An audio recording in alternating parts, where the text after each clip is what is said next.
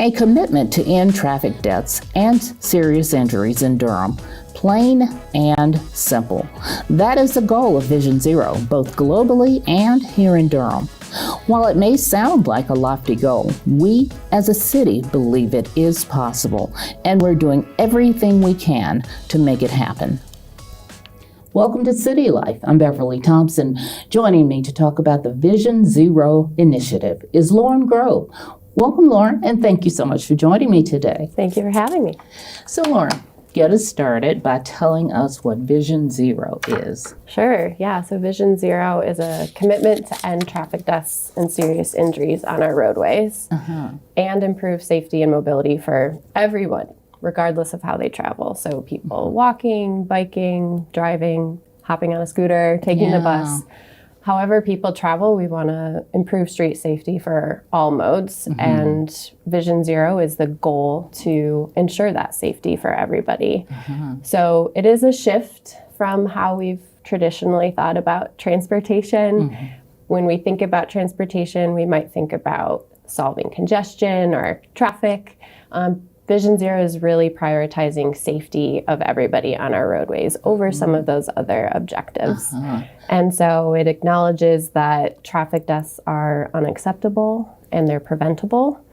And it provides a framework for how we achieve zero deaths on our roadways. I'm sure that's something everybody can get behind. Yes, I think that's a great point. One of the questions that we ask people is, what is an acceptable number of family members that die on our roadways? And the answer is always zero. So it's zero for everybody. Yeah. So I guess it kind of makes this question not needed, but why is this strategy needed here in Durham? Yeah.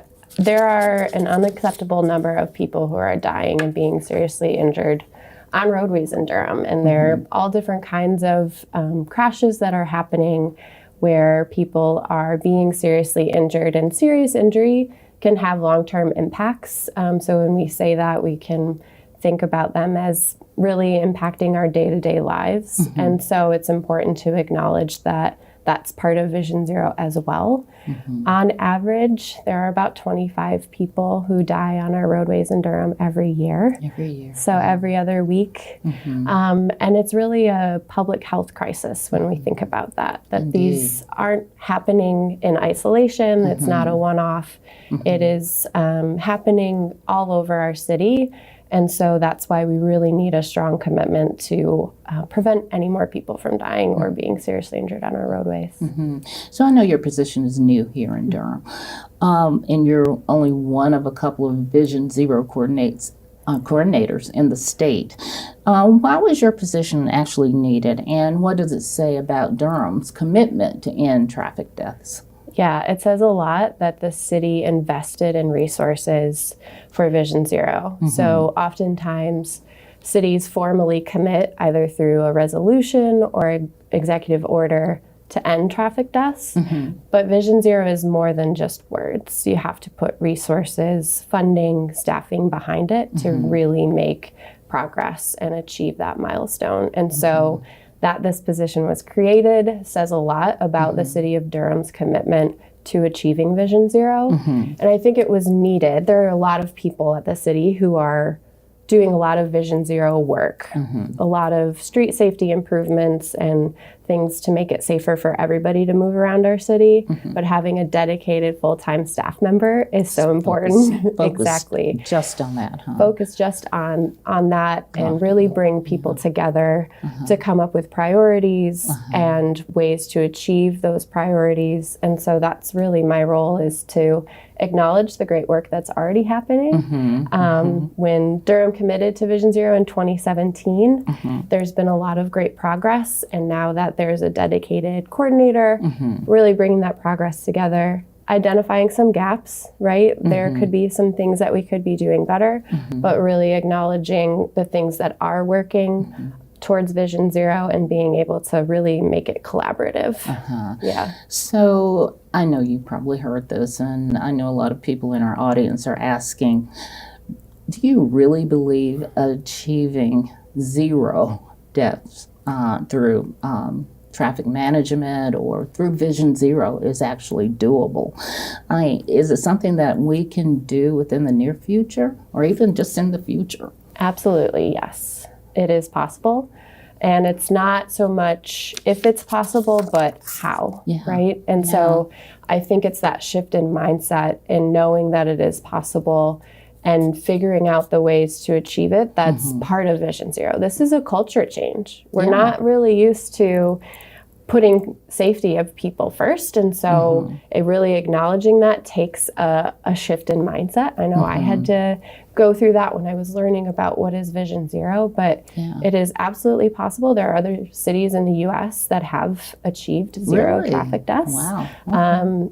Alexandria, Virginia is one of those, and Hoboken in New Jersey is another. Wow. Hoboken is especially notable because they have gone on 4 years of zero traffic deaths. That's amazing. And so, you know, the proof is there when we look at other cities that are able to do it, and it's totally doable here in Durham. Now, I'm reading here that the Vision Zero is based on the SAFE system approach. Yeah. What is that? Yeah, so Safe Systems is the framework of Vision Zero. So Vision Zero is the commitment to zero. You need a framework. You need a way to achieve that. The Federal Highway Administration actually has a really great phrase around this. Vision Zero is the goal. Safe Systems is the how we get there. And so what it does is it acknowledges some of the key components when we talk about traffic safety, because there's a lot of variables to achieving safety on our roadways. There's how we design streets. There's the speed of vehicles. That's a big component of it. There's vehicle technology, right? We have like automatic braking systems, and even back in the day, seatbelts, that was part of, you know, safety. And we have our transportation policy and land use. All of those factors work together, and they're kind of a function of each other. When one is off, then others might be impacted, right? So if we have really high speed limits on some of our roadways and we have really wide roadways, both of those are working together to create unsafe conditions in our environment. So Safe Systems acknowledges those key components and comes up with strategies and ways to decrease speeds, to safely design roadways, to ensure that vehicle technology really thinks about folks outside of a car, right? So being able to detect pedestrians who are crossing the street. We know that sometimes we don't always pay attention when we're in the car, right? And so building in systems that ensure the safety of the driver and people outside is part of that too. So Safe Systems acknowledges that those things don't necessarily work separately or in a vacuum. One impacts the other. And so that's part of designing a Vision Zero approach that's successful, is acknowledging all of those systems work together and making sure that safety is the key priority in each of those. So what about the human part of this? Yes. I mean, I would think a whole lot of people are conflicted Yes. about, okay, we want wide streets, slower traffic speeds, but when I'm in a hurry, I need to go. Right. I need to speed just a little bit, you know, not that I do. Yeah. But, I mean, how do you handle that human part of all of this? Yeah, I think we have to acknowledge that as humans, we make mistakes, right? Like we're not perfect. Right. And I think the old way of transportation kind of expects people to be perfect all of the time when we're out on our roadways. And that's a really high expectation. Yeah. And so Vision Zero really acknowledges that, you know, we can't expect that. We have to build systems that are forgiving and acknowledge that humans make mistakes, but that when they make mistakes, it doesn't mean that somebody dies or is seriously injured. And so we can operate safely on our roadways as humans, as individuals, but our environment really influences our choice to speed or to run a red light or to, you know, want to be in a hurry to get somewhere. And so I think it's really about being able to build that into the system to really slow people down and make sure that they're arriving safely. And Vision Zero is not, the goal is not to change the way that people want to be in a hurry. Like that's kind of our society, is we just want to go quickly and get there quickly. It's really making sure that the environment sort of self-enforces us to go a little slower and to make sure that we're looking out for everybody else who's also trying to get somewhere too. So have you already talked about the strategies that might come from a safe system approach? Yeah, I think there's a lot of really great examples of things that work when we talk about safe systems. So I mentioned a few of those cities that have achieved zero traffic deaths. They've really focused on two big things. One is street design. So there's a lot of research that shows narrower roadways, better, safer crossings for people, slower speeds really have an impact on when a crash happens, if somebody is able to walk away or not. There's a lot of studies showing that those components working together help to slow down vehicle speeds, make people allow for safer crossings for people who are walking or biking. There's also a lot of evidence to show that when we build physically separate facilities, like a bike lane that has some sort of vertical physical separation between their lane and the car lane, that also helps reduce crashes for all road users, not just people biking. So we look at what are called proven safety countermeasures, which is a fancy way of just saying the infrastructure that really works to slow people down and to make sure that people have protected space. And that's what when we talk about street design for safe systems, it's things like that, right? Like our physical design elements of our streets. When we talk about speed, we can think about policy. So what is the City of Durham's policy for managing speeds? How are we looking at roadways that are more dangerous and saying, well, maybe if we lowered the speed limit and put in some traffic calming measures, that could help. And so when we mention those things that are part of the safe system, we really look at the data that's kind of proven to show what works. And we apply it for the Durham context. So those are just a few of the examples that I think are really crucial for safe systems, but when you really look at the cities that are doing it well, they really hone in on the policy piece and the speed component of our roadways. So who are some of the partners in Vision Zero?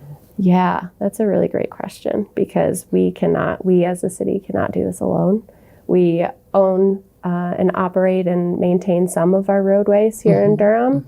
But there are other people who help to improve street safety who are part of this. So we can think about our collaborators, folks at the county, Durham County, who have been with us at the table to talk about transportation and policy. We can think about our friends at the State Department of Transportation, so NCDOT, who actually maintain a lot of roadways in Durham. And so collaborating with them, what are their policies? Where are they placing value on roadways? What funding mechanisms are available? So I think it's not just an internal city department collaboration. It's also a lot of folks who are helping to achieve zero at the state, at the county, are advocates. Advocacy is a huge part of this.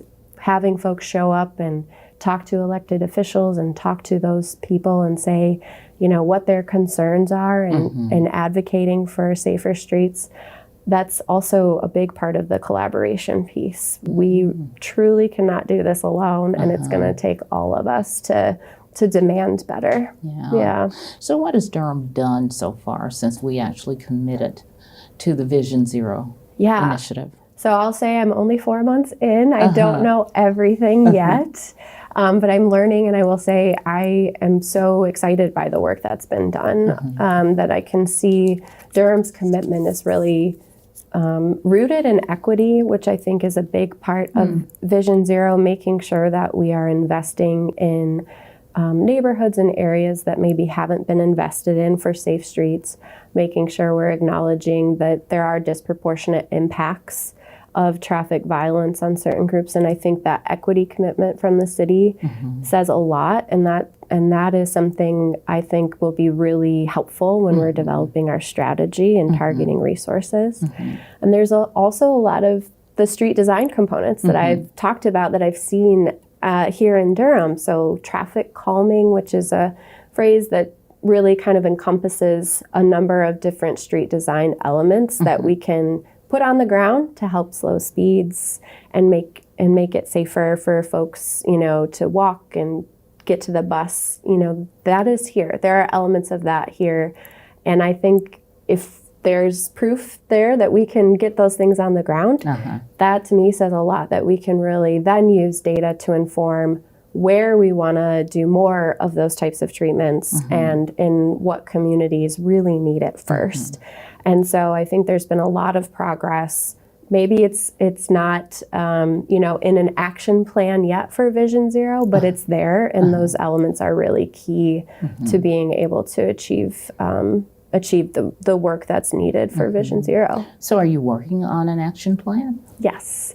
So I think because of what I've seen from the city of Durham so far, I think we can definitely put an action plan together. That's actually one of the goals, is to have an action plan by the end of 2024, which is very ambitious, but we need it, right? People are dying. We need a strategy to guide that effort really systematically and using data and community feedback. And so that's what I've been spending my time doing in the last 4 months, is getting to know folks at the city of Durham, all of the other departments who are really crucial to this work, meeting one-on-one to talk about, how does project delivery work and who's responsible for this component of, street design, and meeting with the advocates and partners and at the neighborhood level who are wanting safer streets and wanting more to be done there. And so I think, really with that information, hearing priorities and themes that will be part of an action plan and putting that together by the end of the year will be crucial and hopefully set us up for funding opportunities that are available. So that's the goal, and it's a heavy lift, isn't it? It's a heavy lift, Yeah, but you can do it. So you mentioned equity and prioritizing Vision Zero in underrepresented communities. Can you talk about a little bit more about that? Yeah. I mean, will you go out and talk to people, or will you target those communities for upgrades? Or? Yeah, I think you cannot really do Vision Zero if you don't recognize that it needs to achieve equitable outcomes, because there are disproportionate impacts of traffic violence in neighborhoods that are mostly low income and people of color. For example, in looking at the data and looking at the crash data, if we look at where traffic deaths are occurring, 30% are in communities with low income households and people of color. Wow. So that disproportionate impact, we need to then really target resources in those communities, because they are experiencing traffic violence at a higher percentage when you compared to other places. And so that's definitely going to be part of the approach. Yeah. So as coordinator, do you try to get everybody on the same plan or same vision in terms of how can we do this?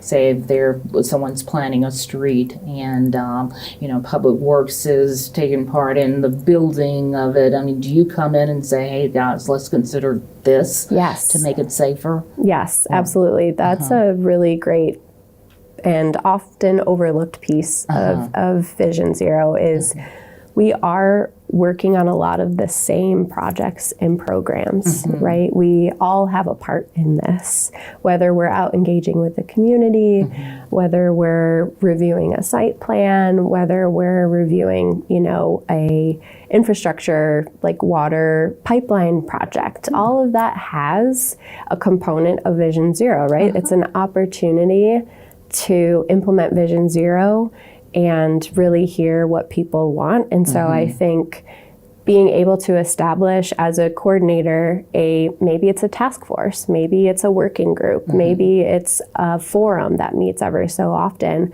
to really hear what we're working on and identifying those opportunities. One great example is the state DOT is doing a lot of resurfacing, so repaving the roadways. And as the state owns a lot of roadways in Durham, that provides an opportunity for us to maybe rethink what that street looks like. They're going to be repainting it, right? They're going to repave it and repaint it. Maybe they can repaint it into a different configuration that would make it safer. And so it's those components of being able to have open lines of communication and a framework for collaboration that then allow us to identify the opportunities when they're there. And so that's a big piece of Vision Zero that hopefully will get baked into the plan's development. So does all of this require additional funding?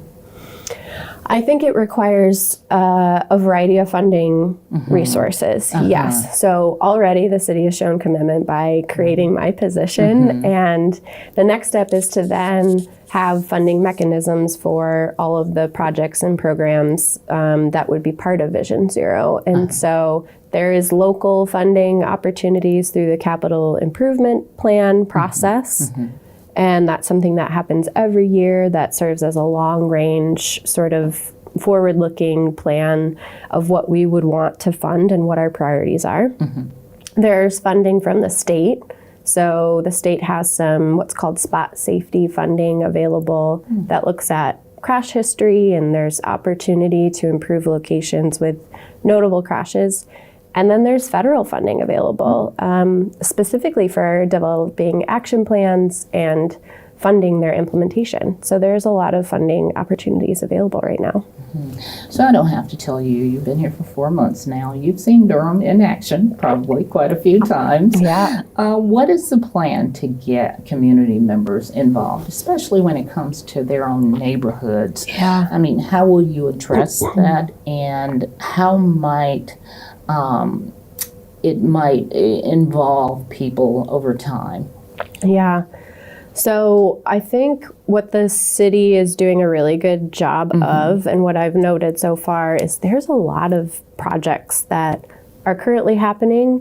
There's also previous plans that have engaged the community on transportation issues. There's the comprehensive plan that was just completed that has a lot of really great feedback from residents about their transportation and traffic safety concerns. And then there's current efforts that the city is doing to engage folks on a variety of topics. But I think oftentimes when we talk to people, when you ask about what they would want to see in their community, traffic safety comes up a lot.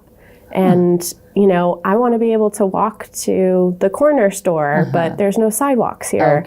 Or I'm trying to cross the street, but it's 4 lanes wide and it's really unsafe, and people speed up and down my street. It happens in conversation a lot.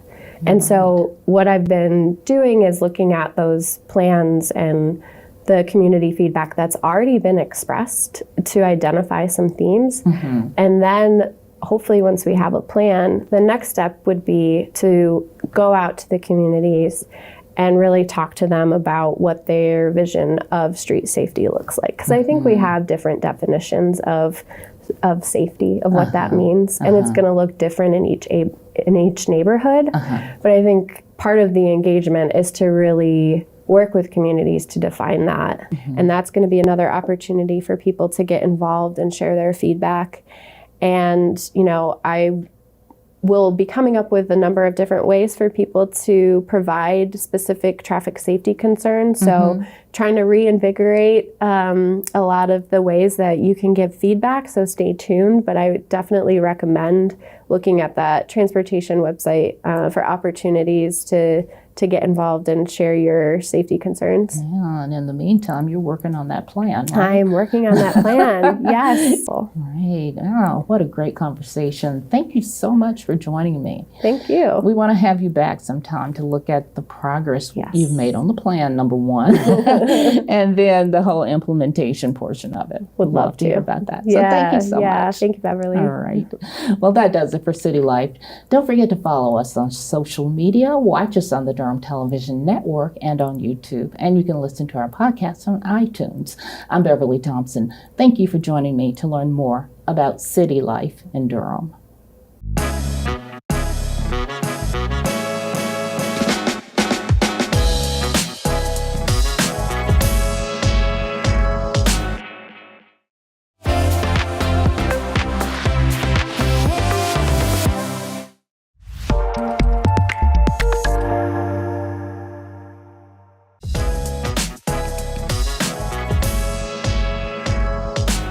So, Lauren, what is your background? I mean, where are you from? Another city where you were the Vision Zero coordinator, or I'm just wondering what brings you to Durham? Yeah, I'm from Michigan originally, but I spent the last about 6 years in Houston, Texas, where I did Vision Zero work.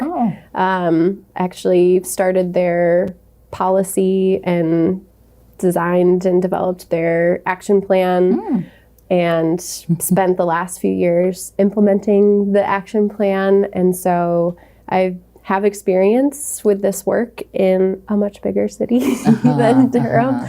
But it's definitely something that is newer to me. So actually my background is in neuroscience. That fits, right? Okay. Which oftentimes, people don't, they're like, wait, what's the connection there? So I was really interested in mental health and thought, the best way to really help people with mental health conditions was to be a doctor. And so I pursued neuroscience as a way to check the boxes for medical school. And then I took the MCAT and I was like, no, I don't want to do this. And that changed a lot of minds, right? Yes. And so I was like, well, maybe research. I really enjoy research. And so I worked in Detroit and I worked with women who were at risk for delivering preterm.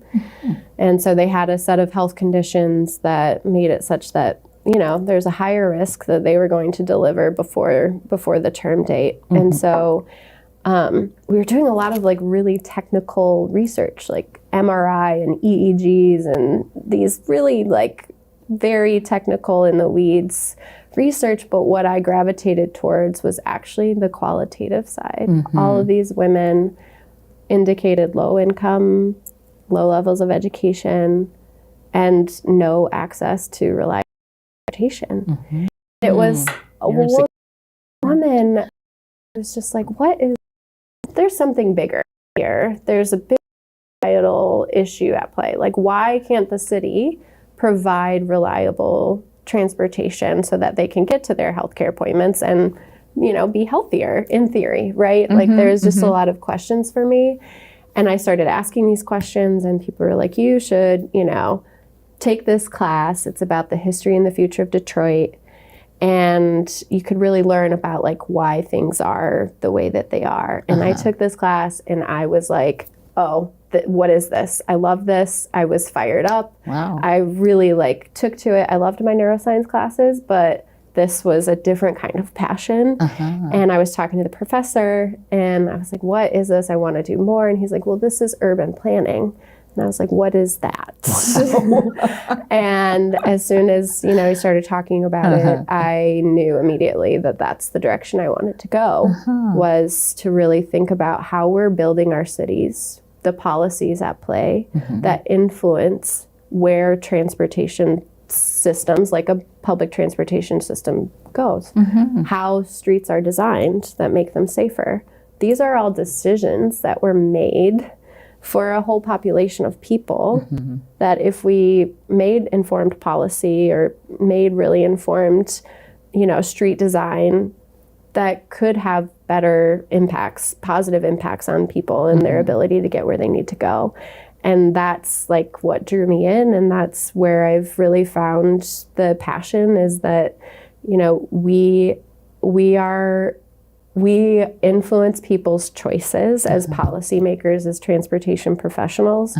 And so being able to really shift that and change that for the betterment of everybody, especially those in need, I think is why I'm doing this work, and really just find so much importance in it. And we live it every day, right? We're all at some point pedestrians, or we're all using our transportation system. And so I think that's really powerful to be able to influence that, hopefully positively, for everybody. What a great story. Yeah. All right. Any other quick questions? Okay. Well, this is a wrap.